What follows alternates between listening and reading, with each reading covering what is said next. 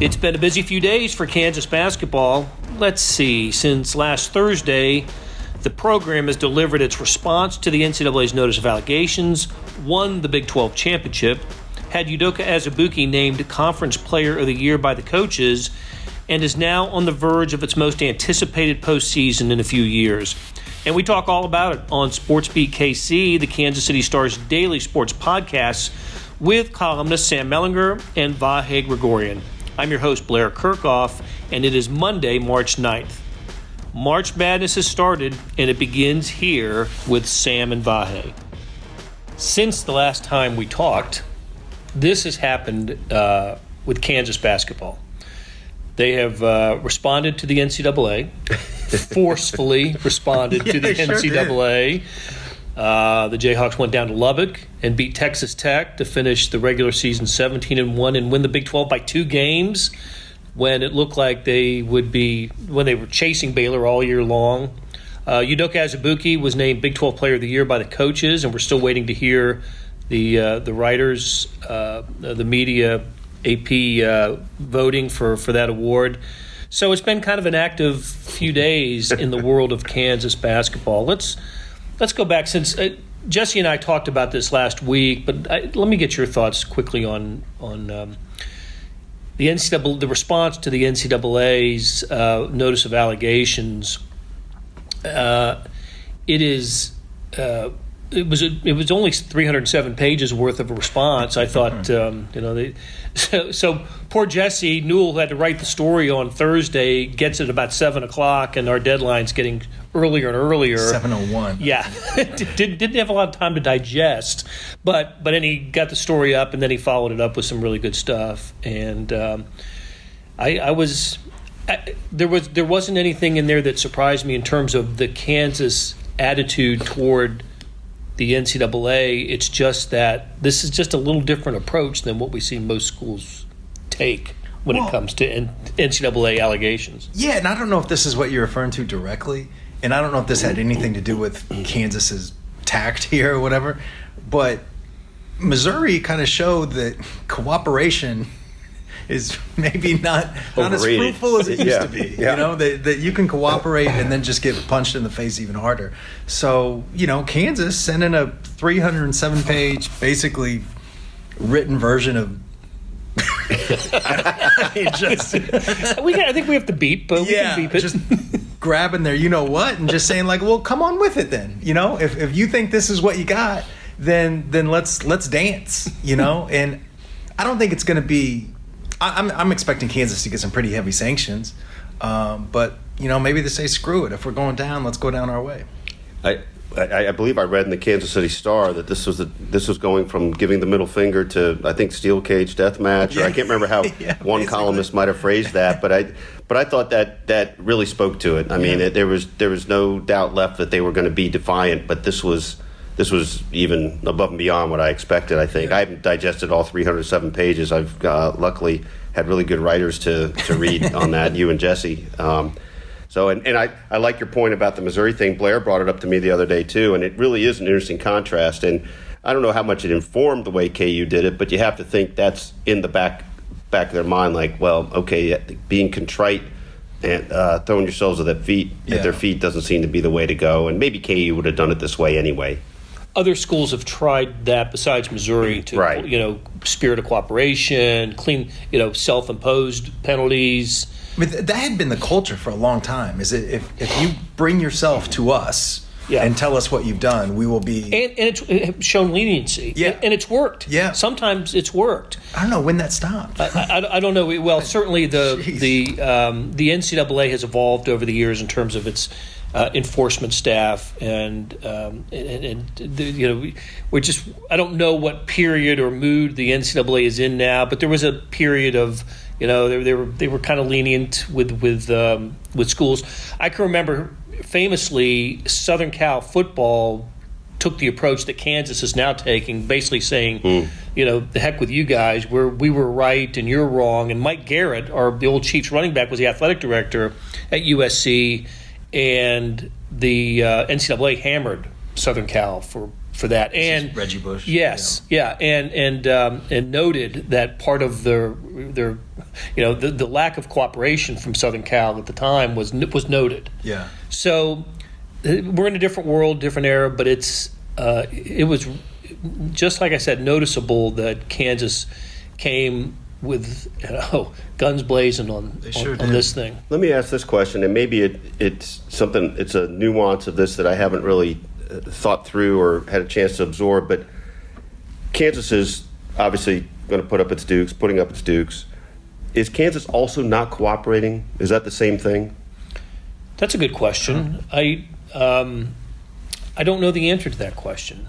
I think Kansas has said through its response that this is our hand. You know? Yeah, I don't think there hasn't been anything said that makes me think they're not cooperating. Right. They're not cooperating with a smile. Right. But it is an interesting distinction. Yeah, I mean, and again, I apologize for not being better versed in the nuances of it, but it's interesting to wonder how that might fit into this. Like, okay, you're putting up a fight. Maybe that's perceived differently than saying, we're not helping you, we're not working with you. Well, and the cooperation would have been with the FBI and not the NCAA, since it's the FBI's case against Kansas, and they handed it over to the NCAA. Just in the last couple of weeks, Georgia Tech took itself out of the ACC tournament because of they're caught up in this. They took themselves out of the ACC tournament and self-imposed other measures, other penalties. So it doesn't sound like Kansas is interested in self-imposing. Yeah. And I don't know if that'll be an option, but we'll see. We'll see what happens. The timeline is such that Kansas will get through this year's NCAA tournament, and weeks, maybe months will pass, and likely to have a decision, I think, in July or August. But we thought that of Missouri too. Remember last year that dragged on until November, and even putting into doubt whether if they were bowl eligible, if they became bowl eligible, would they, would there still be doubt about what the appeal at the time? By the way, you use the term self-imposed, and I can't help but think of the context here. I mean, I just keep thinking, that self-imposing himself on this whole thing. I mean, that's what I take away from that when I think of that term now. The other thing I thought about when you said about Georgia Tech, I'm like, Kansas should metaphorically take themselves out of the Big 12 tournament. But that's right. Leave it at that. A different issue. That's a whole different issue that maybe we'll talk about later. Yeah, that we'll get to. As has become obvious, this whole thing has been a huge distraction for this Kansas basketball team. Really that's right. That just somehow finds a way to win every game. It has been an amazing season for KU. 28-3 in overall. 17-1 in Big 12 play, which is the best record, not the best record, but the most wins ever for a conference school. Baylor finished 15-3, and that was the most wins for a team to not win the Big 12. So they wrap up the regular season by going to Lubbock and playing a game that I think has become kind of typical of Kansas. Grind it out, play terrific defense, score enough, use the talent that other teams don't have, namely Azubuike in the middle, but he finished with 15-10, I think, and just beat a team that I think is heading to the NCAA tournament. Tech may be closer to the bubble now than they've been in a few weeks, but still, this has been a pretty impressive Kansas team season, even with the specter of NCAA trouble looming over them. Yeah, no, they've been incredible. They didn't have, over the years you can get used to the KU rhythm of a season where they have the dip in December where people lose their minds and, the season's over, and then they come back and they are number one seed. But they never had that. They lost to Villanova by a point when they kind of blew it at the end. They lost to Duke by 2? Duke in the opener. And then Baylor smacked them. Early in the Big 12 season. Yeah. Other than that, I mean, literally flawless. Never the back-to-back losses, right? Yeah, right. That's the late January, early February thing. No, or the eye opener. How did they lose at Stillwater? How did they lose at Fort Worth? Sort of thing. Against the best schedule, the nation's best schedule, they're 28-3. I don't think the Big 12 is like really great this year at all, but still 17-1. You kidding me? And I really think this is a distinction. I hope it makes sense. I don't think this is Bill Self's best team that he's had, but I think it might be his best chance at a championship, at least since '08. Just relative to the rest of college basketball, they are the best team. And I also think the specific strengths. That stuff will travel. That stuff will play through some nerves. You can get through a Sweet 16 game or whatever when you just defend like a mother, like they do. And they can put on the floor, Devon Dotson didn't make the all-defense team, right? But he led the league in steals. Had more than Marcus Garrett. Yeah, and Marcus Garrett did win Defensive Player of the Year. Mm-hmm. And if Marcus Garrett didn't exist, I think Azubuike would have won Defensive Player of the Year. And I think Ochai Agbaji is the long athlete, good defender, all that. I mean, they are all over the board, can just smother you. I think they can get through some games where maybe some nerves would have otherwise caught up with you. You guys saw these teams all along much closer up. I wonder where this team rates defensively among Bill's teams at Kansas, just defensively. I mean, it has to be one of the top 2 or 3. I think it is. They've had some really good ones. That team that went to the Final Four in 12 was really good with Robinson and Withy, right and Travis Relaford was their, he was their Marcus Garrett of that team. Yeah. Always put him on the better perimeter offensive player. Yeah, and Tyshawn Taylor was a long arm guard who, operated. He was their point guard. He and Elijah Johnson were their point guards, but they weren't point guards. I mean, they just they just 2 combo guards. Right, combo guards who were good defensive players, and that was a. Unlike the 2018 team that got to the Final Four with shooters and a lot of great offense, right? Devontae Graham and Mikhailuk and Newman, Malik Newman, who was the MVP of the regional that year. No, this team 2 years later, and that does speak to Bill Self's incredible capacity to adapt, adjust, even not just from season to season, but within a season. Right. Playing David McCormick as much as he was early on, he really wanted to play 2 bigs. Mm-hmm. And Jesse, we keep referring to Jesse. I think he made a great point a few weeks ago. That benches clearing brawl against Kansas State, in which McCormick got a 2-game suspension, put him on the bench, and forced Bill Self to play 4 guards. Yeah. And change sort of a little bit of the dynamic of the team. Then that's what he's been going with since, and it has worked out. That is such a Bill Self thing, too, by the way. There's really ugly, some teams would have just kind of folded, and it turns out to be a good thing for him. You know what I mean? Right. This FBI investigation, they're just going to give him an extra, you actually won the Big 12 last year. That was what our investigation was, Somehow it'll work out, it feels like. It is totally par for the course, though. I think you're on it, and I think that's sort of part of the theme of the season, and something we've been talking about and thinking about is how much fuel he gets from these sort of things. Like, that is a classic swing right there. It's crazy. What's wrong with this team and the chaos all around them, and now they're better than ever. Yeah. So Azubuike was named Big 12 Player of the Year. That's a discussion that we can have too. He is the player no one else has. Yeah. I mean, he is unique. He's going to lead the nation and maybe set an NCAA record for field goal percentage in a career at somewhere around 75%, but it's because all of his shots come within 3 feet of the basket, sure. and he dunks most of them. But should he be the best? Should he be deemed the best player in the conference? I think so. I don't see what point eclipses the point you made first, which is that he's the guy nobody else has. He is unique for sure. But I think, to me, it's either he or Devon Dotson, and I don't know. Kansas is certainly less when either one of those guys is off the floor.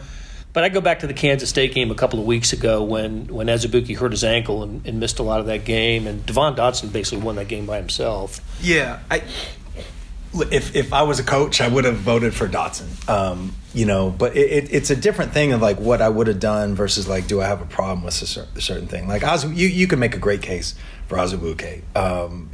He controls 3 feet around the basket on both ends, really. It's kind of funny, like one of the worst shooters in recent college basketball history is going to lead the all-time field goal percentage leader, but he's just different. And he also, his rebounding numbers, he's averaging a double-double, but, he gets rebounds that sometimes there's garbage rebounds. Sometimes a guy can average 8 or 9 rebounds, and he's just kind of getting loose balls or whatever. Azubuike gets rebounds that other guys, just can't get. But maybe I have a positional bias on this, but I feel like Doak is he's dependent on, the screen, the play call, so he can roll and get the alley-oop. He's dependent on, people getting him the ball. Devon Dotson's the one that makes it go. And that K-State game, really was convincing for me. I just think he's their best player. I mean, Doak is like super unique. But I would have voted for Dotson, but it's not like Azubuike hadn't earned it, He had a great finish too. He did. What a great finish! And you brought up case, yeah. You brought up Azubuike's rebounding. I think that's really improved. When he was a freshman, he wasn't getting boards. That he was getting out rebounded by guys that were smaller than he was. And that was like a problem. So how is a 7-footer not getting more boards? And I think that's come with his slim down body and his stamina has improved so much. And now he just is I think he's turned himself into I'm not an NBA draft person. I just don't know. I let others, create those mock drafts. But I think he's turned himself into a useful NBA player. Sure. Yeah, I agree with that. Not going to be an all-star, maybe not a starter, but I think he'll have a nice long NBA career just based on what we've seen this year. So how measurably different? I mean, we know his body looks quite a lot different than when he arrived. How do you guys know the measurement offhand? I mean, how many pounds? It's just almost looks like a different body type in some ways. Yeah, I mean, I've heard anywhere from like 20 to 50 pounds difference. Yeah. I don't know where the truth is in that, but I know that he does look it, right? But more than that, he's more explosive. He's not quick. He's not like a quick agile guy. But he is definitely more explosive, and on both ends, going for blocks and grabbing lobs and everything. And he's also, I don't know how many minutes he's averaging. It's over 30, right? And I don't know if it's over 30, but it's twice as much as what he was when he was starting as a younger player. And he would not be capable of playing 30 Big 12 minutes as a freshman. He just wasn't in that kind of physical shape when he was 16 years old. What a chump. When he was a sophomore in high school. That's a great caveat to drop in there. All right, let's take a break, and we will continue with we'll expand it to some Big 12 talk when we get back. Hey, it's Blair. Hey, we have a special subscription offer for SportsBeat KC listeners. Unlimited digital access to the Kansas City Star's award-winning sports coverage. Sign up now for 1 year of Sports Pass for access to all the sports news, features, and columns we have to offer. And it's only $30. That's a 40% savings off our regular rate. For your convenience, your subscription will automatically renew after the initial term at $50 unless you tell us to cancel. A lot of subscription services won't tell you that. They'll just sneak it on there. We just told you. Your subscription helps support the sports coverage of kansascity.com and the Kansas City Star. Please visit kansascity.com/SportsBeatKC offer to get this special offer. And as always, thanks for listening. Back with Vahe, Gregorian, and Sam Mellinger. We're talking college basketball, and it's Big 12 tournament week. Hell yeah, it is. Woo-hoo. So I'm trying to think. The first year that the tournament was at Sprint Center, I want to say was the 2008 season. I think the year Kansas went on to win the national championship.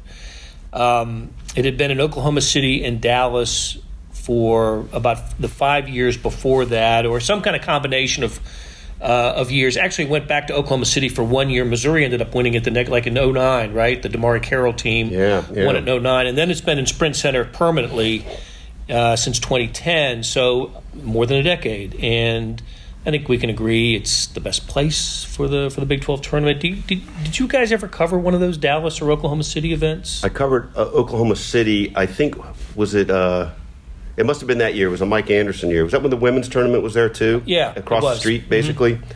And it just felt off kilter. I mean, it was neat. I'm sure there's a sense of just freshness to it from being there, but this, I mean, even when I was in St. Louis, this was always home for that tournament. You just knew it. It was the right vibe, the right fit. And this building's been perfect for it, right? It's a great building. Yeah. I really like Oklahoma City. I do too. As a place for events like that. But it seems like Kansas City is Oklahoma City, but bigger and more convenient. There's no distance between the arena and what is it, Bricktown? Is that what you call it? Right. It's just you go across Grand, which they even shut off. Yeah, right. And it's just I think the crowds are louder. I don't know if the crowds are going to be louder this week. But I think in general the crowds are louder. It's just, I think it's by far it seems to be not just consensus but unanimous, right? It is. The Big 12 goes through a bidding process to continue to award the event to Kansas City, and they go through a bidding process because they're obligated to do that. And they're the Big 12 is looking for good deals as well. I don't think they want any one city to be so comfortable. But anyway, it's the most obvious place. Hey, I go back to the whole idea of Sprint Center was, the Sprint Center exists because Kemper Arena wasn't good enough, and that's why the tournament left Kansas City to go to try out Dallas and Oklahoma City, and Kansas City responded with a $300 million building and another $500 million entertainment district across the street. It really did change the face of downtown, and I'm probably, it's too much of a stretch to say this, but I think it's because of college basketball. Kansas City was going to lose the Big 12 tournament, and so Kay Barnes and other city officials realized how much economic driver it was.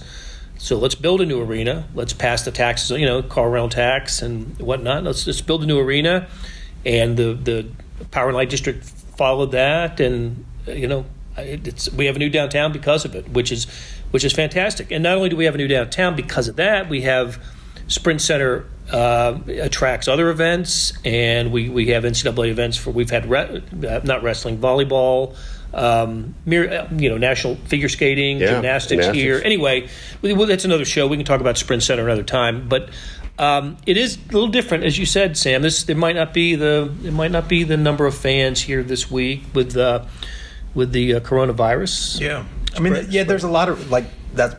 That's one of the factors. Also, Iowa State and Kansas State not being as good in men's basketball. Yeah, and I don't know how you rank them, but coronavirus may end up being number one for people avoiding crowds and everything. But yeah, I mean, it was always looked like the Big 12 tournament. It's still great. Don't get me wrong, but it's not as great as it was when Mizzou was part of it. It's just flat not. And there are years where K-State and Iowa State make up for that, but this is hella not that year. Nope.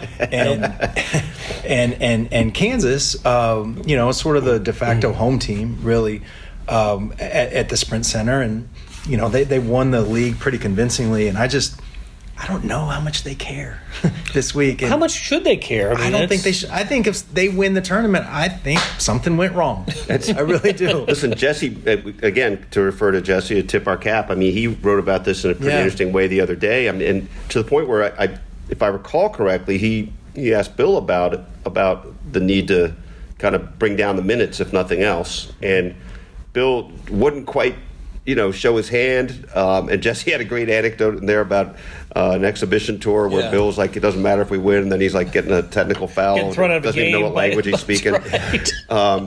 So Bill maybe can't help himself, but I do think Bill will be, he certainly has demonstrated he's cognizant of the upside of that. Now, the real question is, what is at stake? Nothing.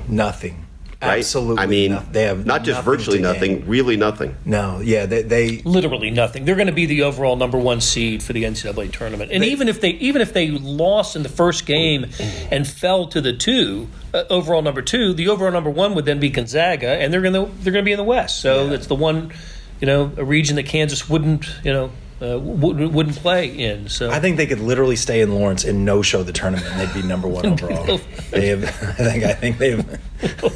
I think they've earned it. Self-quarantine. That's right. Hey, thank you. I was going to do that if you didn't. But go ahead. Sorry. Well, I was going to say, is that the right approach? Kansas has won 11 of the 23 Big 12 tournaments. They lost in the championship game last year to Iowa State. Nobody remembers that, but I remember because it was Iowa State. Iowa State is always the very best atmosphere games at Sprint Center have been Kansas Iowa State, Yep, right? That's true. And except that, remember that KU K State final one year, pulling that team, that was a lot of fun as well. But look, Kansas is, it kind of runs contrary to your competitive nature to, to be less than what you are, and that's what we're talking about here. Yeah. I think if Bill had his way, Christian Enaruna would play a lot of minutes this week. Yeah. And maybe Christian Brown would play a lot of minutes this week, and maybe Garrett with his foot, ankle, and Devon Dotson with his hip, and Azubuike with his ankle would not play as many minutes. What if you did this? What if you sat Dotson, Garrett, Azubuike, not just your three best players, but those three guys have been carrying or have recently been through some sort of injury? What if you just sat those guys on Thursday and you figure if we can't beat whoever it's going to be without these guys, then screw it, then we're okay. And then instead of 3 games in 3 days, you're looking at just a back-to-back, which is a little bit more palatable. There's no chance Self will do this, but I just wonder if that might be a way, because I don't believe, I agree with what Newell wrote, I don't believe that Self can go into a game and just say, I'm only going to play these guys 20, 25 minutes. I think if that happens, those guys play 30, 35 minutes. Right. I just don't think he's capable of limiting that once the bullets start flying. Let me flip that on you and think about it this way. I would never have thought of what you just said, and it won't happen, but it's interesting to think about. What if you played them Thursday and theoretically tried to hold the minutes back, but wouldn't play them Friday? Yeah. That way you're not playing back-to-back games. Yeah. On back-to-back days. And if they're in the championship game Saturday, by golly, you go out and win it. Go get them. If you're in the championship game, if you're already got a game, you might as well go win it. Because then you're playing Saturday, which you already have one extra day. That game used to be on Sunday. So you got Sunday, Monday, Tuesday, Wednesday at least. So 4 days without a game. Yeah. And I also think about what if you only played them in the second half? What if you sat those guys for the entire first half? See what's what. You're down 8, you're tied, you're up 3, whatever. And then you go try and win. I don't know. But you can't, if they go through and Devon Dotson is averaging 36 minutes in 3 games in a row, something went wrong. Limping off the court. That just can't go through the handshake line. That cannot be the outcome. But it really, seldom does it ever work out like this where it's truly, literally nothing to be gained. Nope. And so that really is a sort of a... That makes it a little bit. That makes it maybe a little bit different than the previous example. Yeah. Well, 2 things. Texas Tech lost its first game in the Big 12 tournament last year and took the national championship game to overtime. Yeah. But I cannot remember a year with Kansas an exit from the NCAA tournament short of the Final Four, which as a 1 seed, which in the Kansas world is a disappointing season. And thought back, boy, if they just didn't win the Big 12 tournament that year, or if they just didn't play 3 games in 3 days, that never seems to be the reason, because there is that period of rest. Once you get into the NCAA tournament, the rest is unbelievable. I mean, it's 3 or 4 days before you play your first game. It's a day of rest in between games, another 3 or 4, maybe 5 days. Mm-hmm. If you go from a Saturday to a Friday. And notably, you just brought up the 2008 tournament was the first one here, and Kansas won that, right? They did. They beat Texas in the blues? Yes, it was until last year the first time they'd worn a blue uniform in a conference tournament. Yeah, but I think, I won't say but I tend to have a short memory with some of these things. Like that 2008 team was pretty deep. They had a lot of guys that could play on Sharon that team. Collins off the bench. Right. This team, I'm just trying to think of a KU team in recent memory that not just relied on 3 guys as heavily as this one does, but not necessarily limping into this point of the season, but each of their last 3 games, I think they looked gassed for stretches. Look, they won, so it's what are we really talking about? But still, and this is just, and look, I'd feel differently if, getting to Saturday was the difference between a 1 or a 2, you know what I mean? But it's irrelevant. It just really is, other than a party. And I don't want to dismiss parties. No, those are important nor should you. But I'll tell you what, the whole this gets back to the whole notion of the value of a conference tournament to begin with. Totally. What are we doing? I mean, I think that's a show. There's an interesting case to be made. It used to be the holiday tournament, right? To make it over Christmas, right? And that can be a bid, right? And then you play for the regular season. I don't know. I think there's a case to be made for that. Wow, it's interesting thinking of it in terms of that being the bid at that time of year, though. Yeah. That's really interesting. Yeah.